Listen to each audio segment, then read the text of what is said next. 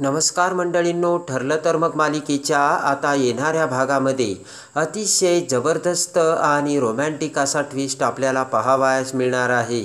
अखेर आपण ज्या सत्याची वाट बघत होतो आणि अखेर ते सत्य अश्विन समोर येताना आपण बघणार आहोत आणि ते म्हणजे प्रिया तन्वी नसल्याचं सत्य।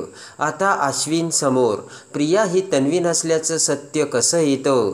अश्विनच्या बड्डेच्या दिवशी अशी कोणती भयानक घटना घडते आणि त्या घटनेनंतर आता अश्विन हा जेव्हा आता ते सत्य प्रिया तन्वी नसल्याचं आता अश्विन समोर येतं त्यावेळेस आता अश्विनला कसा धक्का बसतो आणि अश्विन आता ते सत्य रविराजपर्यंत कसा आणतो आणि जेव्हा रविराज समोर ते सत्य येतं त्याच वेळेस आता रविराज कसा हादरतो, रविराजच्या पायाखालची जमीन कशी सरकते आणि ते सत्य बघून रविराजला 22 वर्षापूर्वीची ती घटना कशी आठवती हे सगळं आपण या व्हिडिओमध्ये बघूयात। तर त्यामध्ये आता प्रियाचा भर कोर्टामध्ये अर्जुनने पर्दाफाश केलेला असतो आणि आता प्रियासमोर भीती तयार झालेली असते की आता अर्जुन आपले पितळ उघडे करणार की काय आणि पुढच्या सुनावणीत अर्जुन नक्कीच असा काहीतरी पुरावा घेऊन येईल। त्यामुळे आता विलासच्या मोबाईलवरून मेसेज आपणच केला होता हे तो सिद्ध करील की काय, अशा भीतीने आता प्रिया ही सुभेदारांच्या घरात राहत असते आणि प्रियाचं मात्र कशावरच लक्ष लागत नसतं। सगळं लक्ष आता प्रियाचं फक्त अर्जुन काय करतो आणि पुढच्या सुनावणीत काय होते याकडे लागलेलं असतं आणि त्यामुळे आता प्रियाचे विचार सतत त्या गोष्टीकडे गुंतलेले असतात। आणि आता इकडे प्रिया ही हॉलमध्ये आलेली असते खरं, पण कल्पना आता पूर्णा आजीची गोळी प्रियाला आणायला सांगते। कल्पनाने आता प्रियाला ऑरेंज कलरची गोळी आणायला सांगितलेली असते। प्रियाची आता विचार दुसरीकडे असताना प्रिया ही दुसरीच गोळी आता पूर्णा आजीला देते आणि त्यावेळेस कल्पना म्हणते की प्रिया तू एवढी सहज एवढं चूक कशी करू शकतेस आणि प्रिया त्यावेळेस आता टेन्शनमध्ये पूर्णा आजी आणि कल्पनालाच ओरडलेली असते। प्रियाचे ते वागणे बघून आता कल्पना पूर्णा आजी दोघीही आता अवाक होतात। प्रियाचं हे असं कसलं वागणं, प्रिया ही असली चूक करून सहजच हे सगळं कसं बोलू शकते असा विचार आता कल्पनाच्या मनात आलेला असतो। इकडे आता अर्जुन आणि सायली दोघीही आता खूप खुश असतात आणि आता अश्विनचा बड्डे आल्यामुळे सायलीने आता सगळी काही तयारी केलेली असते। प्रियाचं मात्र अश्विनच्या बड्डेकडे आता अजिबात लक्ष नसतं आणि आता अश्विनला काय आवडतं काय नको यासाठीची सगळी गोष्टी लक्षात घेऊन आता सायलीने अश्विनसाठी त्याच्या आवडीचे सगळे पदार्थही केलेले असतात। आणि आता किचनमध्ये सगळ्यात महत्त्वाचं म्हणजे दरवर्षी अश्विनला घरचा केक आवडतो म्हणून सायलीने आता अश्विनसाठी घरीच केक बनवलेला असतो। प्रताप कल्पना जेव्हा आता सायलीची ती गोष्ट त्यांच्या लक्षात येते तेव्हा कल्पना म्हणते की अरे बापरे, आज तर सगळे पदार्थ अश्विनच्या आवडीचे आणि तेवढ्यात आता सायली म्हणते की केकही अश्विनला म्हणजे त्यांना घरी लागतो ना, घरचा लागतो, घरचा आवडतो म्हणून तोही मी घरीच बनवला। आणि आता कल्पनाला सायलीचे ते वागणे खूपच आवडलेले असते। प्रतापसुद्धा खूपच खुश झालेला असतो। त्यानंतर आता कल्पना म्हणते की बाबा आपण अश्विन भाऊजींना सरप्राईज द्यायचं बरं का, तर प्रताप खुश झालेला असतो। प्रताप म्हणतो की हो सायली, आणि आज तू अश्विनसाठी जे काही केलं आहे ना ते कधीही भरून न येणार आहे सायली। आणि आता प्रतापला देखील सायलीचा खूप अभिमान वाटलेला असतो। इकडे आता सकाळी दुसऱ्या दिवशी अश्विनचा बड्डेचा दिवस उजाडतो आणि आता सगळेजण जेवणासाठी बसलेले असताना आता सगळे पदार्थ अश्विनच्या आवडीचे असतात। अश्विन आता तिथे येतो, ते सगळे पदार्थ बघून अश्विन एवढा खुश झालेला असतो की अश्विनला एवढा आनंद होतो की अश्विन म्हणतो की अरे बापरे, हे आज सगळे पदार्थ माझ्या आवडीचे, काय स्पेशल आहे? तर आता प्रिया म्हणते की अश्विन विसरलास की काय, हे पदार्थ मी तुझ्यासाठी बनवले आणि आज तुझा बड्डे आहे ना। तर आता ते बोलणे ऐकताच मात्र अश्विनला खूप आनंद झालेला असतो आणि इकडे आता सायलीचा चेहरा पडतो। प्रिया म्हणते की मी ना खास तुझ्यासाठी हे सगळे पदार्थ बनवले, मात्र पूर्णाजी ते बोलणे ऐकते। पूर्णाजीला आता राग येतो आणि न राहून आता पूर्णाजी म्हणते की प्रिया खोटं बोलू नकोस, हे पदार्थ ना या मुलीने आणि कल्पनाने बनवलेत। ते ऐकून आता प्रियाला धक्का बसतो आणि अश्विनचा तर चेहराच पडलेला असतो. पूर्णाजी म्हणते, कशाला खोटं बोलतेस ग? अगं हे सगळं कल्पनाने मला सांगितलं ना, सायलीने बनवलं आहे आणि तिने म्हणजे कल्पनाने सायलीला मदत केली. पूर्णाजी म्हणते की कल्पना ही प्रिया एवढी सहजतेने कसं खोटं बोलू शकतेस? आता कल्पनाला सुद्धा धक्का बसलेला असतो. किती तन्वी खोटं बोलते आणि एवढी सहज कशी बोलते याचं आता कल्पनाला सुद्धा अंदाज लागत नसतो. आता मात्र इकडे महिपतने प्रियाला फोन केलेला असतो.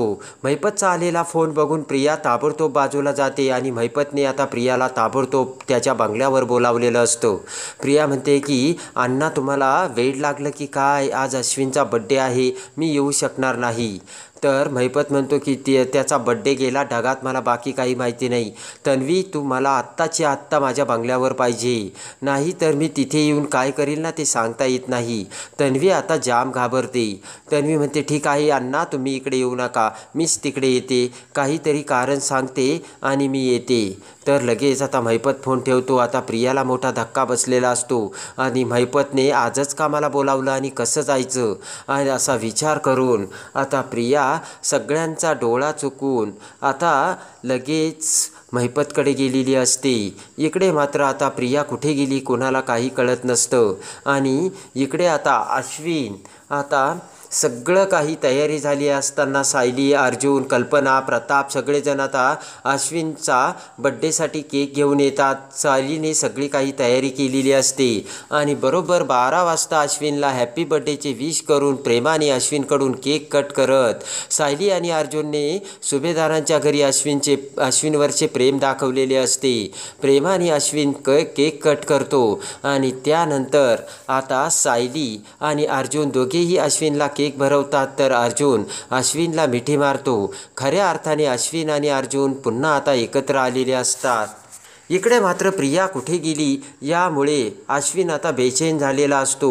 पण आता बड्डेमुळे आता अश्विन त्याला काही लक्ष देता येत नसतं आणि बड्डे झाल्यानंतर अश्विन आता रूममध्ये जातो. पण प्रिया तिथेही नसती. प्रिया अशी अचानक कुठे गेली आणि प्रियाचा फोनही लागत नसतो.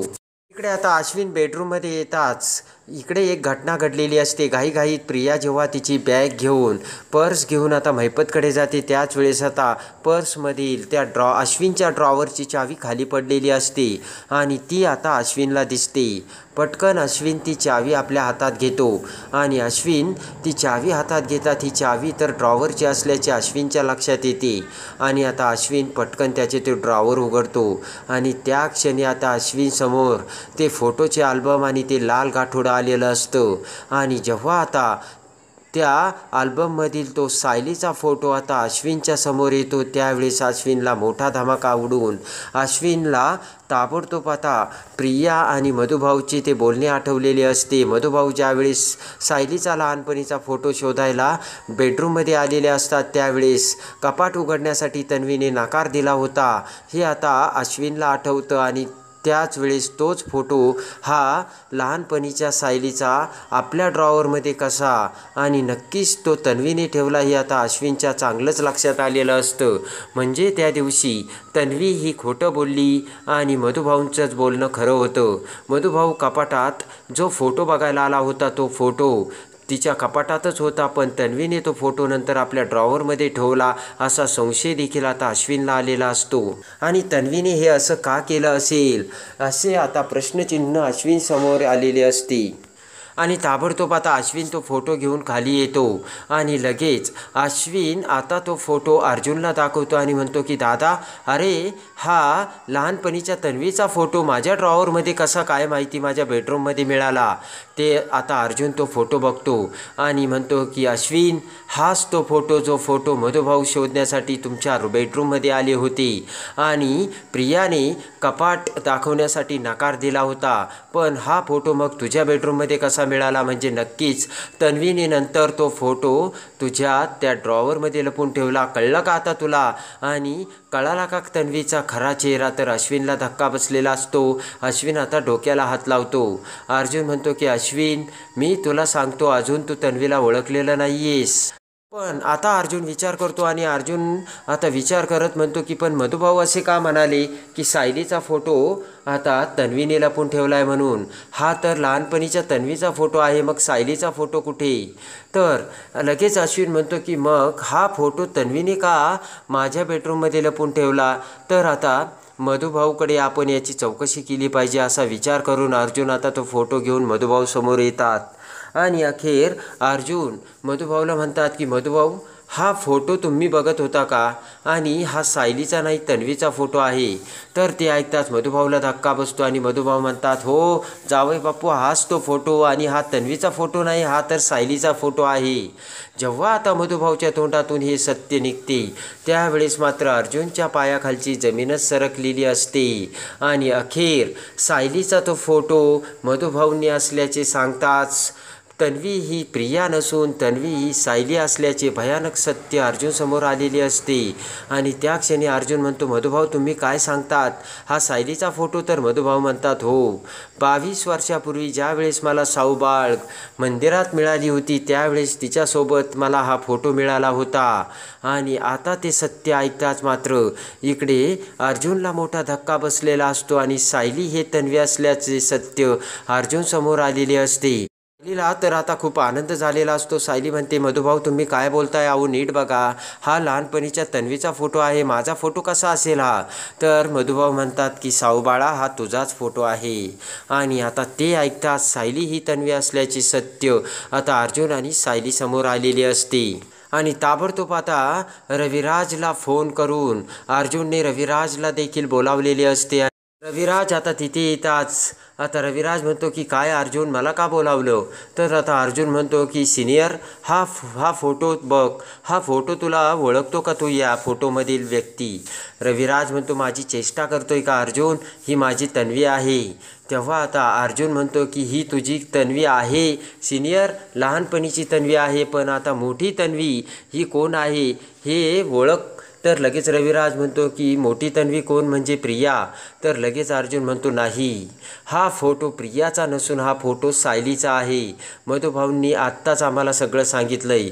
पुढे येत आता मधुभाऊ म्हणतात की रविराज सर हा फोटो प्रियाचा नाही आहे, हा फोटो सायलीचा आहे. लहानपणीची सायली ज्या वेळेस मला मिळाली होती मंदिरात त्यावेळेस तिच्यासोबत हा फोटो होता आणि आजपर्यंत मी तो जपून ठेवला होता. आणि हाच फोटो मला प्रियाच्या बॅगमध्ये आम्ही जेव्हा प्रियाच्या रूममध्ये गेलो होतो तेव्हा मिळाला होता, पण नंतर मी जेव्हा झडती घेतली तेव्हा तो मला मिळाला नाही आणि आज हा मिळाला आहे, हा सायलीचा फोटो आहे. ते ऐकताच आता रविराजला तिसरा मोठा धक्का बसलेला असतो आणि प्रिया ही तन्वी नसून सायलीच तन्वी असल्याचे सत्य त्या फोटोने रविराज समोर आणलेले असते आणि मोठा धुमाकूळ उडालेला असतो. सायली ही तन्वी असल्याचे सत्य आता रविराज समोर येताच रागाच्या रुद्रावताराने पिसाळलेला रविराज आता प्रिया तिथे येईपर्यंत थांबलेला असतो. आणि आता प्रिया ही महिपतकडून आता जेव्हा सुभेदारांच्या घरी येते त्यावेळेस आता रविराज प्रियाचे भांडे फोडून प्रियासमोर ते सत्य कसे आणतो आणि प्रिया ही तन्वी नसल्याचे सत्य समोर येताच आता प्रियाची कशी हकालपट्टी होते हे बघण्यासाठी आणि ठरलं तर मग मालिकेच्या डेली अपडेटसाठी बेल नोटिफिकेशनवर क्लिक करून आपल्या चॅनलला लाईक करा, सबस्क्राईब करा.